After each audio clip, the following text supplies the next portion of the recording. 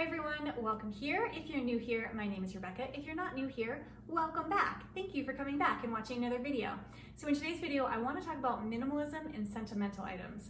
I feel like when you're decluttering or when you're on a path to a more minimal life, sentimental items can be one of the most difficult categories to deal with. I think it raises a lot of question around what really adds value in our life and what are the things that we need to hold on to. So in today's video, I want to give you 5 tips on how I evaluate and deal with sentimental items as a minimalist. And then I thought it'd be fun to actually show you some of my sentimental items and things that I have saved over the years. All right, with all that said, let's get started.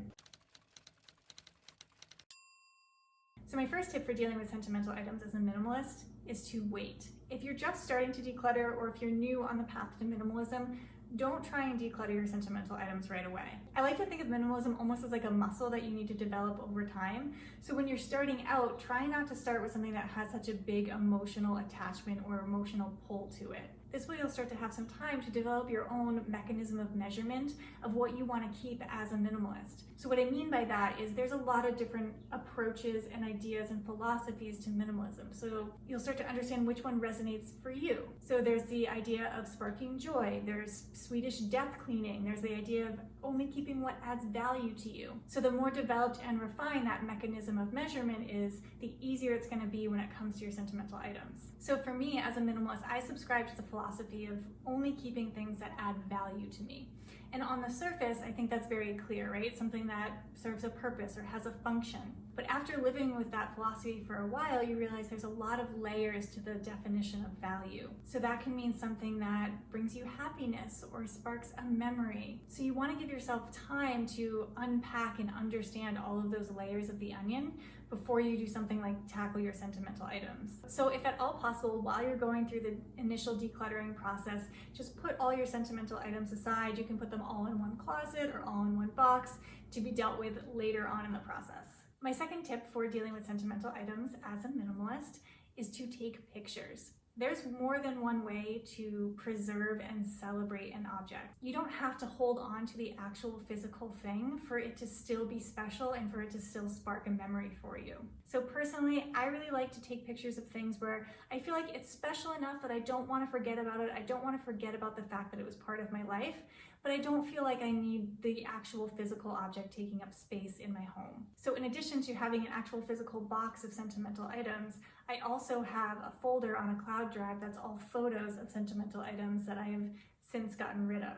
And so in terms of evaluating what do I take a picture of versus what do I keep the actual physical object of, I think there's just levels of attachment to our physical items. And you'll know when you're evaluating something, you can feel your emotions, you can judge how you're feeling about something. But usually there's almost this in-between level where like, this is a special object to me. I don't know if I want to keep it. It doesn't really add a lot of value to my life. It sparks a special memory. That's usually the kind of thing that I'll take a picture of versus the kind of thing I'll keep will be like, oh, I love this so much. It sparks so many good memories. It brings a huge smile to my face or even sometimes tears to my eyes. It's just one of those things that you're just like, oh, I love this and I must have it. My next tip is to keep your sentimental items in an obvious place. Think about it. These are your most special things. They spark memories. They help you tell the story of your life. So why do we tend to hide them in attics, in basements, in garages, or in closets? Let them be a part of your living space and a part of your life. And this can also be helpful because it might help you be a little bit more discerning around the things that you want to keep. If you're trying to define a space that's a little bit more visible in your house for your sentimental items to go, it might help you think a little bit more critically around the things that you actually do want to keep. So for me, while my sentimental items for the most part are not really part of the decor in my house, I do keep them in a very visible and very reachable place in a box on top of the closet in our master bedroom. Which brings me to my next tip, which is to interact with your sentimental items. So again, these are your most special things. Interact with them. Take them off the shelf, take them out of the box, go through them, handle them, let them spark those memories, let them tell the stories that they're there to tell. They're there to add value to your life, so let them do that. I like to take my box of sentimental items out every couple months, and this also helps with the decluttering process, right? I might throw something in that box thinking that it's very special to me, and then 1 or 2 months later be like, I didn't really need to save this. So it allows for a constant cycle of decluttering, but also just to celebrate and enjoy those sentimental items that you've chosen to keep. And my last tip before I share some of the items in my sentimental box is to right-size this process for you. Just because I have one box that's a certain size, or you see another minimalist YouTuber and they have a teeny tiny box and all their sentimental items fit in there, doesn't mean that's right for you. We don't have your life, your stories, your memories. It's gonna look different for everybody. And I do think that how sentimental you are is a little bit nurture, but also a little bit nature. I just think some people are inherently more sentimental about objects than other people. So just honor who you are at your core and don't get rid of things if it doesn't feel right to you. If you want to have 4 sentimental boxes or a sentimental closet or a whole sentimental room, that's fine. You can still be a minimalist and have a whole room that's dedicated to sentimental items. It's all about just what adds value to you. Okay, for the second part of this video, I thought I'd show you a few things that are in my sentimental items box. I'm obviously not going to show you everything because some things are very deeply personal, but I thought it'd be fun to give you some examples of what I have found value in the things that I have saved to hopefully help you in your evaluation process. So this is my sentimental items box. It has grown over the years as I have lived more life and saved more things. So I guess that's another tip, let your box grow as you do. Oh, it's always so fun to look in here. Oh, what to pull out first? You know what, I gotta put this on the ground. Let's do this on the ground. Oh. All right, right on top is this knit infinity scarf. This is one of those items where I'm just like, no matter what, I am keeping this forever. This was the first Christmas gift that Murphy ever gave to me. He had just started his own massage practice, was like super broke. And I remember he asked me what my favorite color was. And I was like, my favorite color is purple. And so he knitted me this purple infinity scarf. It was so sweet and such a good gift.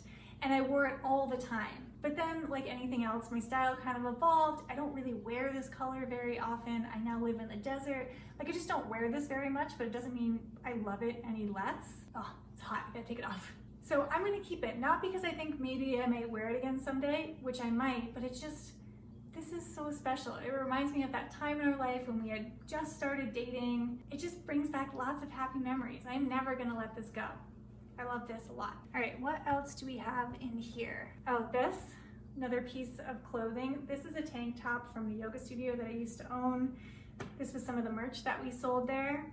And this, oh God, it even still smells like the incense that we used to burn in the studio. Oh, see, this is why this is great. Like, this brings me right back to that time in my life. And I have so many great memories associated with it. Oh my God, I'm gonna cry. Oh, maybe this was like not a good video to make. I thought this would be fun. I mean, they're like happy tears, you know, like sentimental tears, but still, like, I think it's the smell that's really getting me. Smell is so powerful. It like really has the power to transport you. Good time. So I'm hanging on to this. Oh, this little lady. So I have in here actually a lot of holiday decor. And if you watched my holiday decor minimalist video, you know I don't really decorate for the holidays. But it was a really great tradition in my family. Like, every year we'd get a new ornament, like decorating the tree was always like a really fun family thing we did together. So I don't want to get rid of those ornaments just because I don't decorate for the holidays, right? They're still meaningful and sentimental to me. So instead of putting them on a tree during the holiday season, I keep them in this box and I just look at them and love them. So this one, I mean, this thing is as old as me. I've had this forever. It's a little girl jump roping. She's made of wood. This is probably like my favorite Christmas ornament. And I think it's only because it was my favorite as a kid. Like, I would always try and find the perfect place for it on the tree. I mean, she's just cute too. Come on, look how cute she is.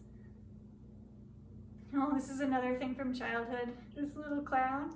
Look at this guy. He lost his face, so I drew a face on him when I was little. I loved this little guy. When I was little, I loved like teeny tiny things, like everything really small. So this like teeny tiny clown was my favorite. But again, it like transports me to another time in my life when I was like a really little kid. I love him.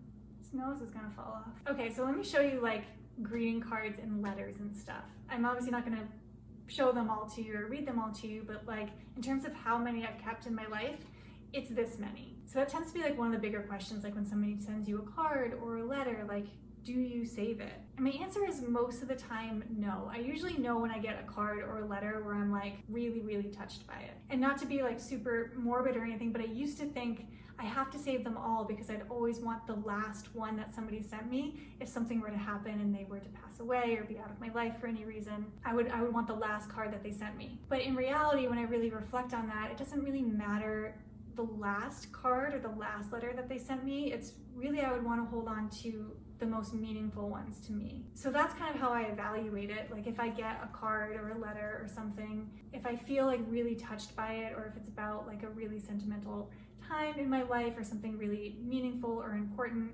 I will usually save it. So I mean, in all my many years of life, this is how many I've saved. Oh God, I could really go down the rabbit hole of reading these. Oh, look, like this. This is a birthday card my sister made me when I turned 21. And it has all pictures and stories and stuff from when we were little. Oh, I love this. See, like, it's just like, I could never get rid of this. Oh, God. I could do this all day. Okay, I need to stop or else I'll sit here reading these for an hour. Moving on. Let's do a few more things. I have my wedding dress in here. I know this is probably not the way you are supposed to preserve your wedding dress, but honestly, I mean, I'm never gonna wear this again. It's a beautiful dress. It's like very simple and I loved it so much, but like, it's my wedding dress. When am I gonna wear that again? But I keep it in here for the memories. Not just like the memories of my wedding, because I have, you know, like a whole book of photos from our wedding, but the memory that I really like attached to this dress has to do with like the actual physical dress. So this dress, you can see, is like strapless, but it did have like a little drop sleeve down like this on it. And on my wedding day, the sleeves were driving me crazy. Like I couldn't put my arms up all the way. I wanted to give like lots of people hugs, and it was really like, I couldn't express myself fully. So after the ceremony, my mom and I ran back to the cabin on the campsite we were getting married at, and my mom just real savage went in with the scissors and cut the sleeves off.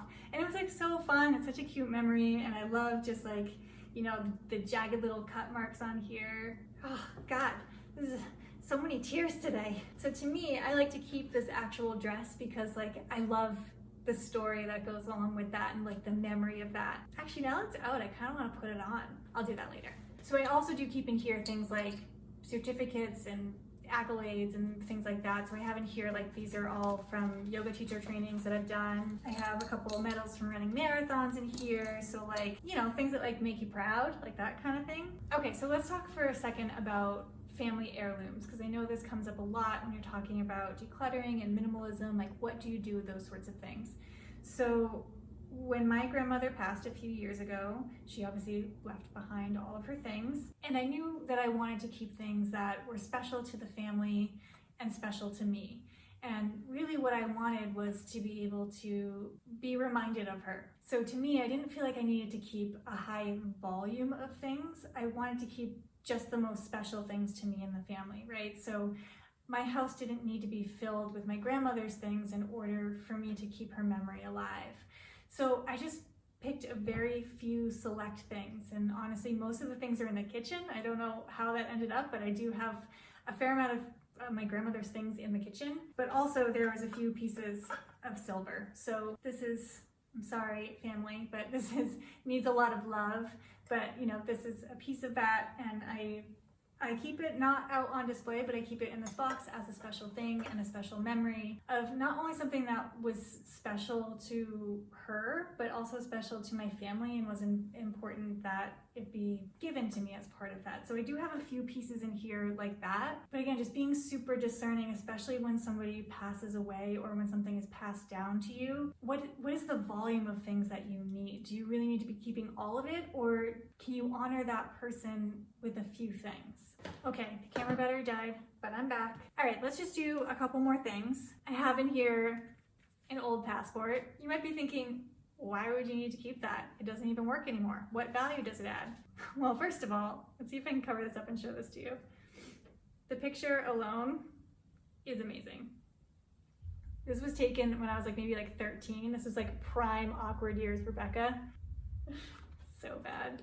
But also, I like just looking through the old stamps and remembering like where I was traveling at what point in my life. And even like the actual stamp itself will remind me of memories that are really easy to forget about the travel experience. Like, it kind of sparks memories about like, oh yeah, this is what it was like to go through customs in this certain country. This is what the airline experience was like this was what the actual travel was like, besides just like, oh yeah, I went on this trip. I don't know, I like to keep old passports. Let me know in the comments down below, do you keep your old passports? All right, let's do one more thing.